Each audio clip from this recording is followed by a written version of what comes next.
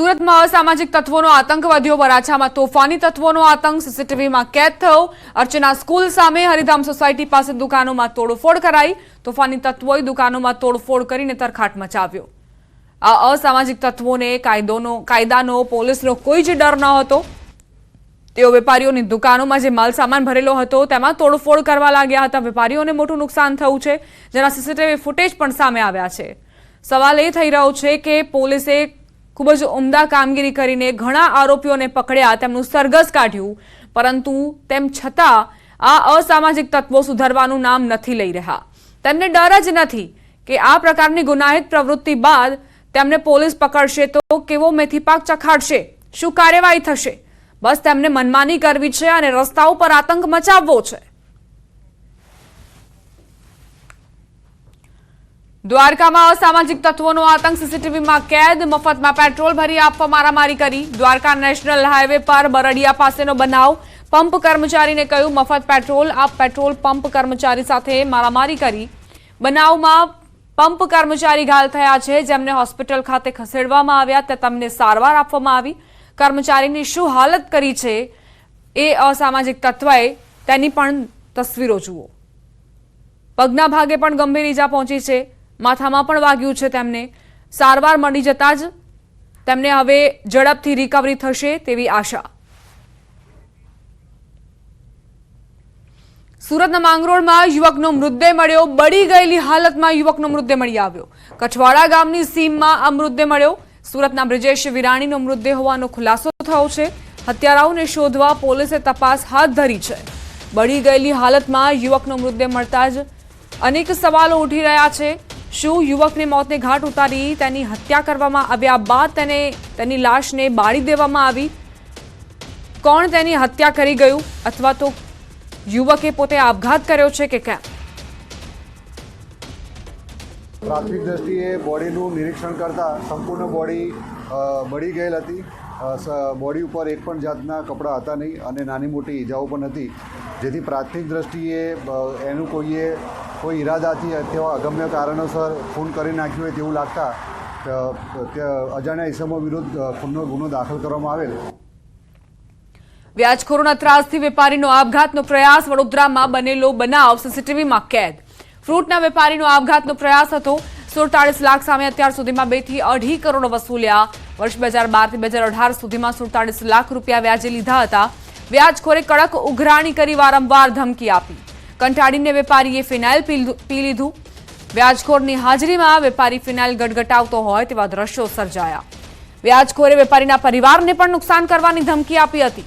નવાપુરા પોલીસે વ્યાજખોર સંતોષ ભાવસાર સામે ગુનો દાખલ કર્યો છે। સંવાદદાતા હાર્દિક જોડાઈ ગયા છે વધુ જાણકારી સાથે। હાર્દિક, શું આખો મામલો?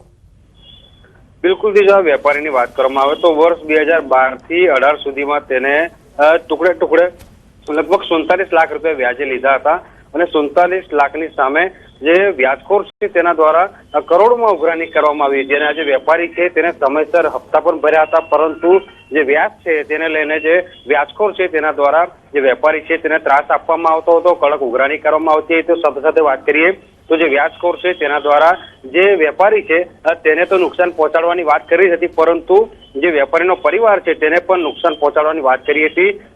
ગઈકાલે જે વ્યાજખોર છે તે વેપારીની ઓફિસ પર પહોંચ્યો હતો અને કડક ઉઘરાણી કરીને ધાક ધમકી આપવાનું શરૂ કર્યું હતું। ત્યારે જે વેપારી છે તે આઘાતમાં આવી ગયો હતો અને તેને જે વ્યાજખોર છે તેની સામે જ પોતાની તિજોરીમાંથી ફિનાઇલની બોટલ કાઢી હતી અને ગટગટાવી હતી। ત્યારે જે નવાપુરા પોલીસે તેમના દ્વારા જે સંતોષ ભાવસાર છે કે જેની સામે વેપારી દ્વારા આરોપ લગાવવામાં આવી રહ્યો છે અને તે વ્યાજખોર છે તેની સામે ગુનો દાખલ કર્યો છે। હમણાં થોડીક ક્ષણો બાદ જે નવાપુરા પોલીસ છે, એસીપી છે, તેમના દ્વારા સમગ્ર મામલે પત્રકાર પરિષદ યોજવામાં આવશે અને સમગ્ર મામલાની હકીકત શું છે તે પત્રકાર પરિષદ યોજ્યા બાદ જ સામે આવશે। આભાર હાર્દિક, જાણકારી આપવા માટે।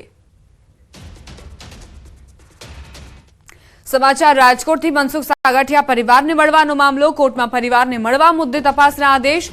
પોલીસ કમિશનરે તપાસના આદેશ આપ્યા। પોલીસકર્મીએ પરિવાર સાથે મુલાકાત કરાવી હતી। પીઆઈ અને 2 કોન્સ્ટેબલ સામે તપાસના આદેશ અપાયા। પોલીસકર્મીઓ સામે પગલાં લેવાય તેવી શક્યતા સેવવામાં આવી રહી છે।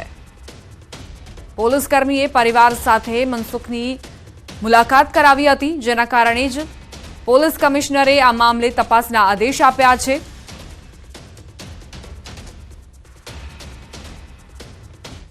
નવસારીમાં 11 કરોડથી વધુના પાણી પુરવઠા કૌભાંડ મામલે સુરત સીઆઈડી ક્રાઇમે વધુ એક આરોપીની ધરપકડ કરી. બિલીમોરા પાણી પુરવઠા વિભાગમાં ફરજ બજાવતા નાયબ ઇજનેર નિરંજન બંસલને પોલીસે ઝડપી લીધા. અગાઉ પાણી પુરવઠા વિભાગના 12 અધિકારી કર્મચારીની ધરપકડ થઈ ચૂકી છે. 90 થી વધુ ગામોમાં કાગળ ઉપર કામો બતાવી કૌભાંડ આચર્યું. વર્ષ 2023-24 અંતર્ગત રિજુવનેશન ટ્રાયબલ કાર્યક્રમમાં ₹12.44 કરોડનો ભ્રષ્ટાચાર થયો હતો. 6 અધિકારી અને એક નિવૃત્ત અધિકારીની સંડોવણી બહાર આવી છે. 159 કામો ન કરવા છતાં ખોટા બિલો બનાવી સરકારી નાણાં કોન્ટ્રાક્ટરોને ચૂકવી દીધા હતા.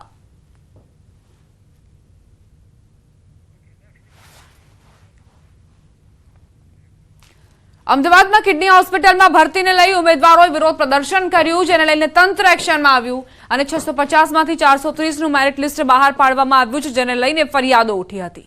અમદાવાદની સિવિલ હોસ્પિટલના કેમ્પસમાં આવેલી કિડની હોસ્પિટલની બહાર ઉમેદવારોએ ધરણા પ્રદર્શન કર્યા. ભરતી પ્રક્રિયા ન થતા છેલ્લા 24 કલાકથી વિદ્યાર્થીઓ હોસ્પિટલની બહાર બેસીને વિરોધ કરી રહ્યા છે.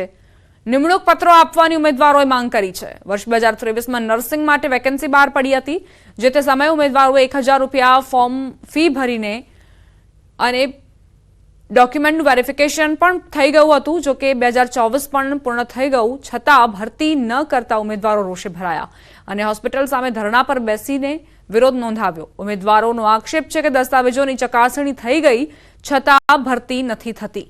ઉમેદવારોના વિરોધને લઈને પોલીસે સ્થળ પર પહોંચી સમજાવવાનો પ્રયાસ કર્યો અને તાત્કાલિક મેરિટ લિસ્ટ જાહેર કરવામાં આવ્યું.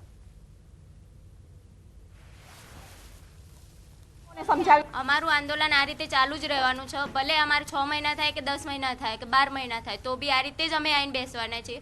અમારી રિક્વેસ્ટ એટલી જ છે કે અહીંયા તડકાનું કોઈ બી ચક્કર ખાઈ પડશે એની જવાબદારી એમની છે. અમને શાંતિથી કાલે જેમ બેસવા દીધા હતા અંદર, અમે ખાલી 5 મિનિટ અત્યારે ફ્રેશ થવા માટે ગયા હતા તો અમને રસ્તા પર જ બેસવા દીધા, અંદર જવા નહીં દેતા એ લોકો.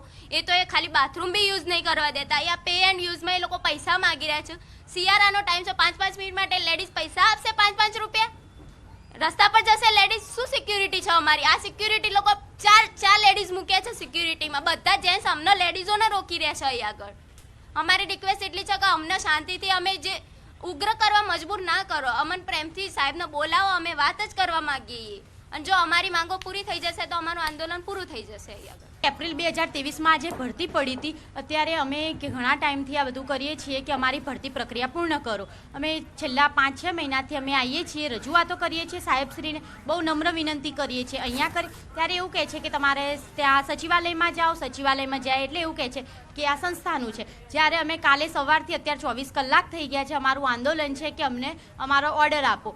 ત્યારે અમને કોઈ હજુ સુધી ઓર્ડરની તો વાત નથી, પણ 31 કેડર હતી, એમાંથી એક સ્ટાફ નર્સની કેડર છે, એની અંદર એમને મેરિટ લિસ્ટ જાહેર કર્યું. એમાં બી 650માંથી એમને 430 સંખ્યા ઘટાડીને 430 કરી. એટલે એમ કે ભાગલા પડે, અડધા લોકો જતા રહે ને અમારું આંદોલન વિખરાઈ જાય.